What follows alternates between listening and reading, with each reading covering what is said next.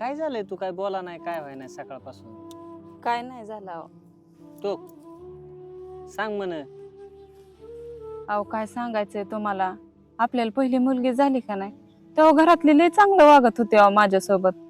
पण आपल्याला जशी दुसरी मुलगी झाली ना तशी घरातले लय कुचकं पाचकं बोलतात अहो. घरातले बी बोलतात आणि बाहेरचे पण बोलतात टोचून. मग ते माझ्या मनाला लय वाईट वाटतं अहो. सकाळी पण ती माझ्यासोबत तशीच वागली, म्हणून माझ्या मनाला लय वाईट वाटतंय, म्हणून मी नाराज आहे अहो. असं आहे होय, म्हणून तू नाराज आहे होय? अगं मग ह्या लोकांचं काय लय मनावर घ्यायचंय का? अगं लोक नावं ठेवायलाच असतात. आपल्याला मुली झाल्या, आता आपल्या मुलींचा खर्च ह्या लोकांना करायला सांगणार आहे का आपण? आपल्या मुली झाल्यापासून आपण खुशीच आहेत ना. आपल्याला कशाची कमी आहे का? अगं माझी पहिली मुलगी ही लक्ष्मी आहे, तर दुसरी मुलगी भाग्यलक्ष्मी आहे. अगं आपल्याला कशाचीच कमी नाही त्या झाल्यापासून.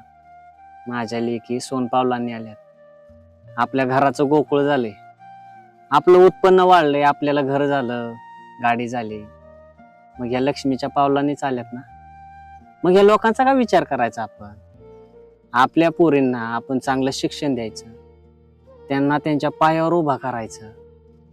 अगं मुलगी काय, मुलगी कशामध्ये कमी आज? आज प्रत्येक क्षेत्रामध्ये आघाडीवर आहेत मुली. अगं मुलगा जरी वंशाचा दिवा असला ना तरी मुलगी ही एक पंथीच आहे, आणि या पंथीच्या पाठीमाग आपण खंबीरपणे उभं राहायचं, तिला वाढवायचं, घडवायचं.